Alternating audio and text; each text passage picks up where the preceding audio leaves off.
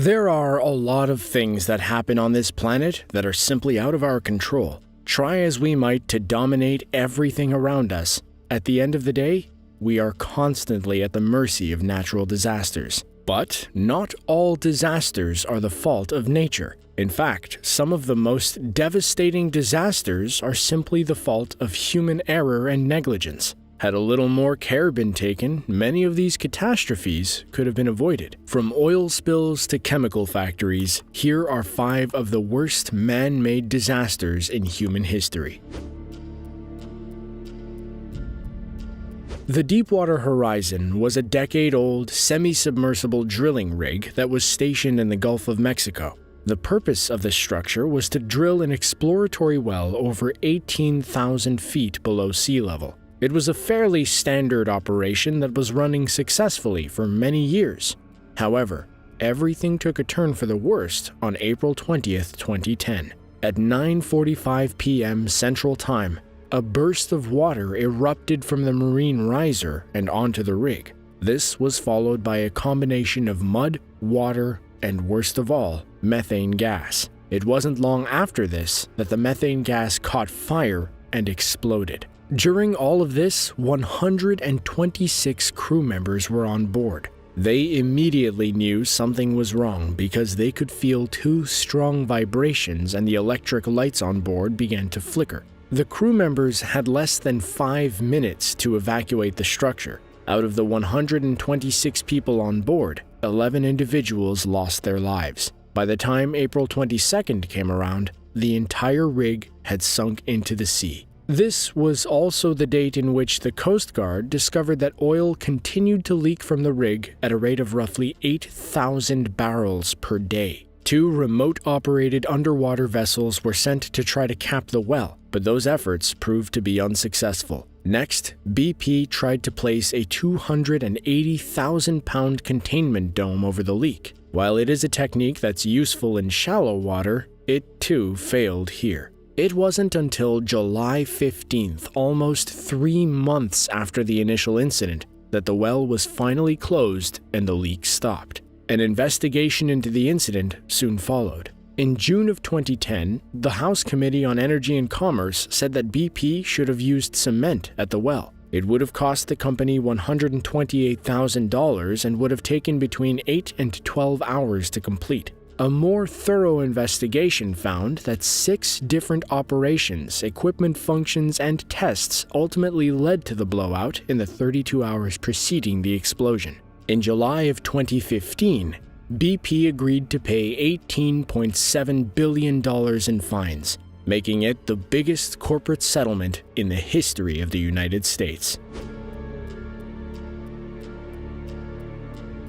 On the night spanning December 2nd and 3rd, 1984, one of the worst industrial disasters in the history of the world took place. It was on that evening an accident occurred at the Union Carbide pesticide plant located in Bhopal, India. This event released a minimum of 30 tons of an incredibly toxic gas known as methyl isocyanate, in addition to numerous other poisonous gases into the local environment. Sadly, many shanty towns were located in the immediate vicinity of the plant.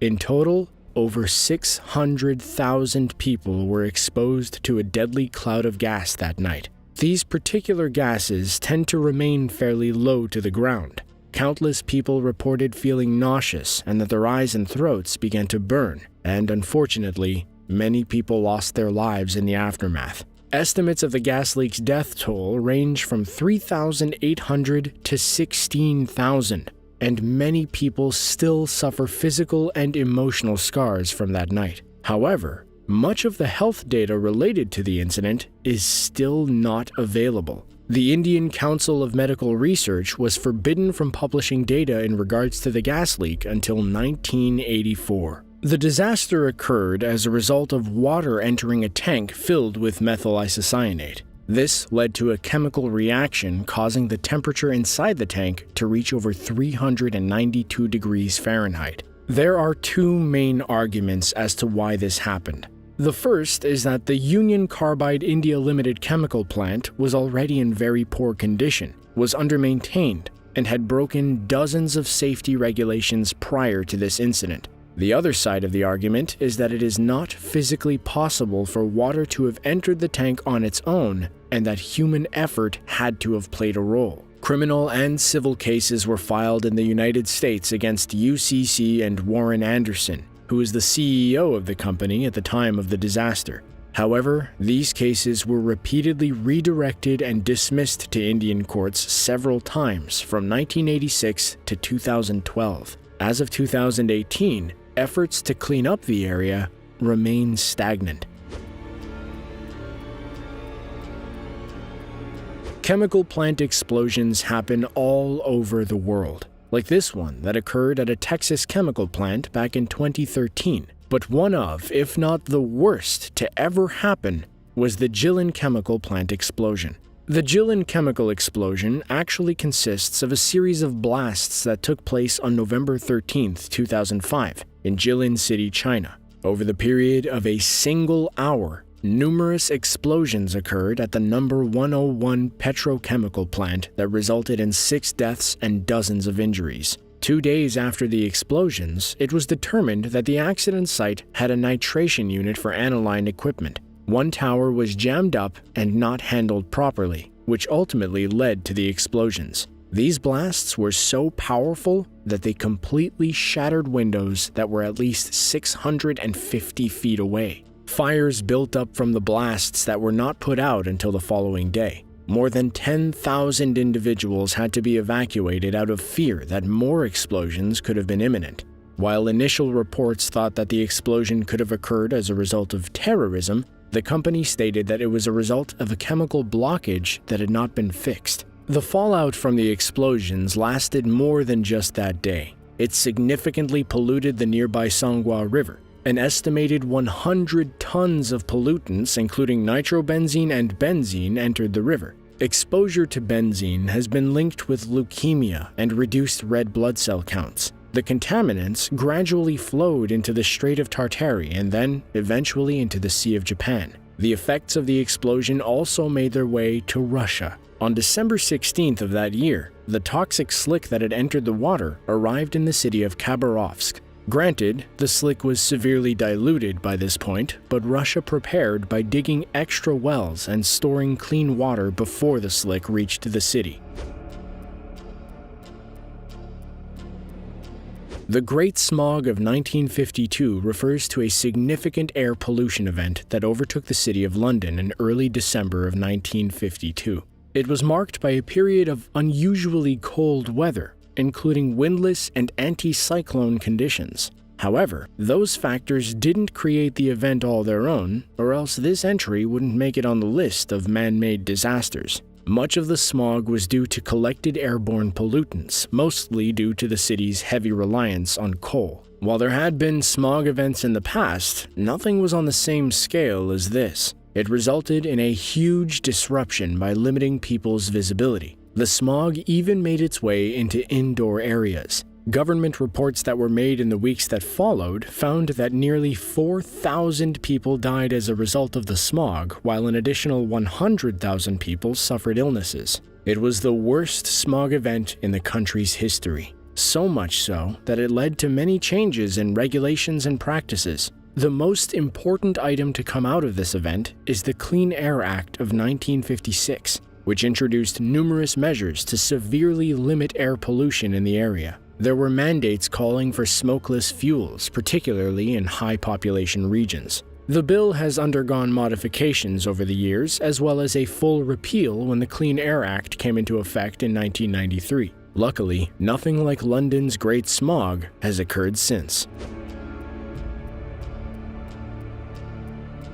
The Minamata disaster has one of the most ominous openings out of any man-made disaster ever. In the mid-1950s, people in the small Japanese town of Minamata began to notice cats going crazy and falling into the sea. Many believed the cats were intentionally committing suicide. However, the ailment that afflicted the cats soon made its way to people. Residents reported feeling numb in the lips and limbs.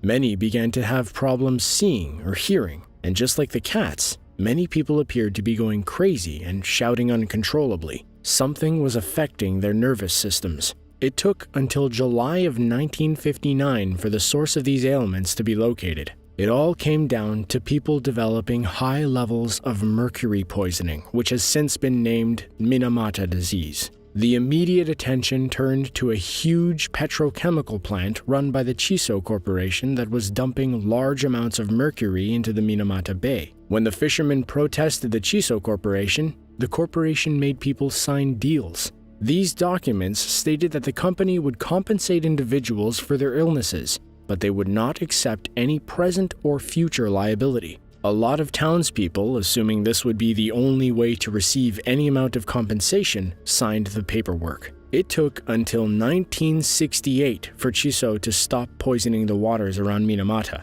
In 2004, Japan's Supreme Court ordered the government to pay 71.5 million yen, which comes out to about 703,000 American dollars, to the disease victims of Minamata. In 2010, Chiso was ordered to pay an additional 2.1 million yen in monthly medical allowances for those still suffering. All those decades later, and that small town still feels the impact of one company's negligence. If you enjoyed this video, then be sure to click the link on screen to check out our video about the 5 worst natural disasters in human history. As always, thank you all for watching, and we hope to see you in the next one.